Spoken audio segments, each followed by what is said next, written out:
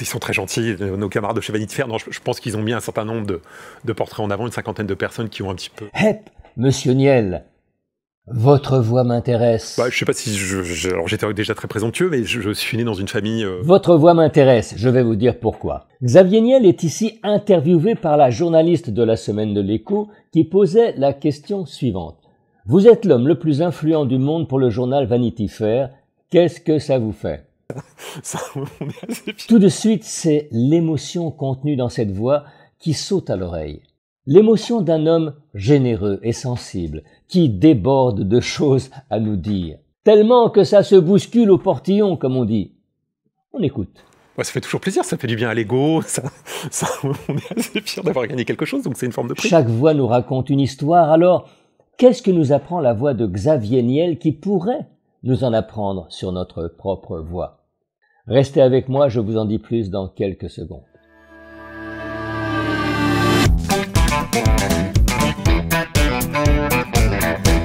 Bonjour, je suis Jean Sommer, le coach de la voix et de la prise de parole en public. L'analyse qui suit n'est pas un diagnostic et encore moins une vérité finie, c'est mon ressenti du moment à partir de mon expérience professionnelle. Alors pour écouter la voix de Xavier Niel, je propose 4 critères. 1. Le timbre. 2. L'élocution. 3. La portée. 4. Le caractère. Je suis ravi d'être premier, mais je pense qu'il y a d'autres personnes qui sont au moins ou qui méritent autant cette place que moi. Le timbre chez Xavier Niel est celui d'une voix bien équilibrée en grave et en médium, mélange de fébrilité et d'enthousiasme contenu. Une voix comme étranglée de pudeur et qui, au lieu de sortir, se rengorge, s'étrangle presque. Et je pense que ce qui m'aide, c'est des profils différents en avant et je suis ravi d'être premier. Mais Une voix sous pression aussi, on en reparlera avec la diction. La voix d'un homme qui fonce et qui freine en même temps, d'où son débit précipité et chaotique. Ça fait partie des choses mises en avant dans cet article, mais en fait, l'idée... Il nous embarque dans chaque phrase comme dans un bolide à 200 à l'heure, tour à tour secoué, chahuté, projeté, mais toujours avec le sourire. Puis ça s'arrête. Il faut créer le produit qu'on va brancher au bout de ce tuyau qui est Internet et donc délivrer de la voix et de la télévision. Puis ça recommence avec une autre phrase à 200 à l'heure. Et encore, c'est un fonceur. Écoutez. Je suis né dans une famille normale, de banlieue parisienne, dans une ville... Même bousculée, la voix de Xavier Niel garde un fond de douceur enveloppante. Une voix de velours qui pourrait être celle d'un séducteur s'il voulait. Une voix chaleureuse, souriante et empathique, le timbre d'une personne qui ne veut pas heurter ni envahir ou déranger. À l'opposé de l'image traditionnelle du manager ou du capitaine qui commande d'une voix forte et sans réplique. Beaucoup de pudeur donc chez Xavier Niel associée au désir de partager, avec, on le verra, des réminiscences de l'enfance et de ses origines modestes. Il y a beaucoup d'humanité et d'humilité dans cette voix. Alors, qu'est-ce que nous dit son élocution? Écoutons. Je suis né dans une famille normale, de banlieue parisienne, dans une ville qui s'appelle Créteil. C'est une élocution pour le moins débridée qui déboule et qui galope. C'est typiquement une expression de timide, inquiet, instable, visiblement pas dans son élément comme un poisson des profondeurs projeté à la lumière qui panique et qui manque d'air, ou un enfant submergé par sa propre émotion qui en bafouille de joie. Et puis ensuite, j'ai eu la chance, en partant avec pas grand-chose, avec 1000 francs, d'avoir un parcours parfois chaotique, mais qui au bout me permet de faire des choses qui m'intéressent. Même célébré et reconnu, j'entends chez Xavier Niel un doute de soi, une incertitude qui se traduit dans des consonnes fragiles à peine posées. En fait, c'est toute la personne qui ne se pose pas.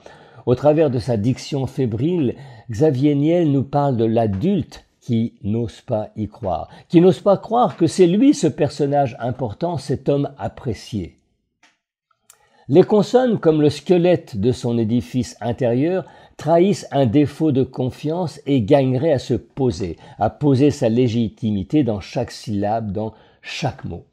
Car la parole se construit mot à mot, brique après brique, comme on élève une tour ou comme on fabrique un logiciel, comme on assure sa colonne vertébrale. D'ailleurs, il aurait mal au dos que ça ne m'étonnerait pas. C'était assez compliqué parce qu'on ne s'attendait pas à ce que sur une simple ligne de téléphone qu'on peut avoir chez soi, on puisse faire passer de la télévision. Donc ça apporte quelque chose de différent.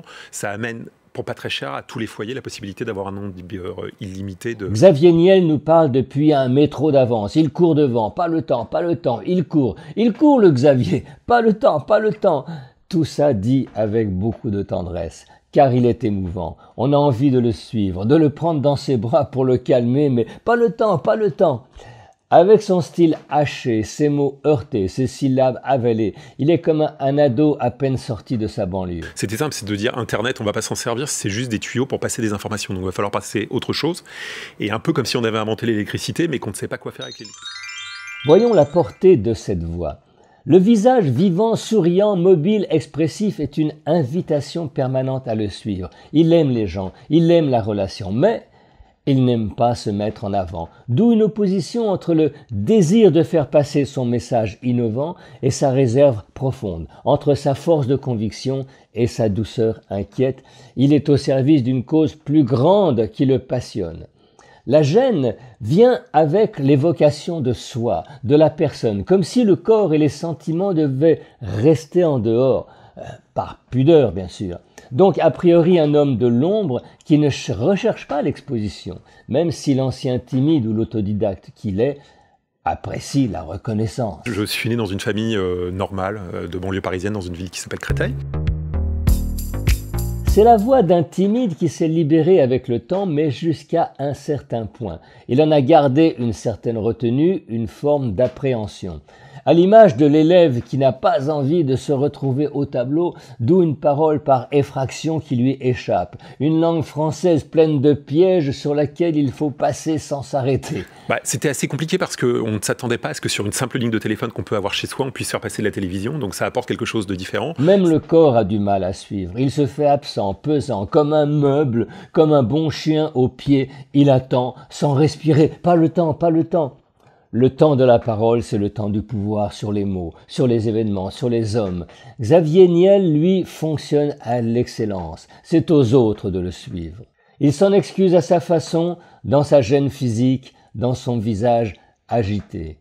D'avoir un parcours parfois chaotique, mais qui au bout me permet de faire des choses qui m'intéressent. Il s'en excuse encore à sa manière de grand affectif qui, me semble-t-il, ne s'aime pas ou pas vraiment, qui ne prend pas le temps de s'installer, de se poser, d'exister dans l'instant, de se sentir simplement légitime. Quelque chose le presse, mais quoi? Pas le temps, pas le temps. Je suis ravi d'être premier, mais je pense qu'il y a d'autres personnes qui sont au moins ou qui méritent autant cette place que moi. Je pressens quelque chose de l'enfant modeste qui a gravi un à un les échelons de la reconnaissance sociale jusqu'à l'homme qu'il est devenu, et qui porte encore en lui le petit garçon, à la fois émerveillé et gêné. Tout cela servi par une vraie générosité du cœur, ça se ressent, ça ne s'explique pas ces choses-là. Alors, merci Monsieur Niel pour cette générosité-là. C'était le portrait de voix de Xavier Niel par Jean Sommer. Je vous remercie de votre écoute. Si vous avez aimé ce portrait, retrouvez-moi sur cette même chaîne pour d'autres portraits. Vous pouvez aussi me suivre dans une de mes formations en ligne ou me retrouver sur mon site www.jean-sommer.fr. Et puis dans tous les cas de figure, n'oubliez pas de cliquer, liker et penser à partager. Merci.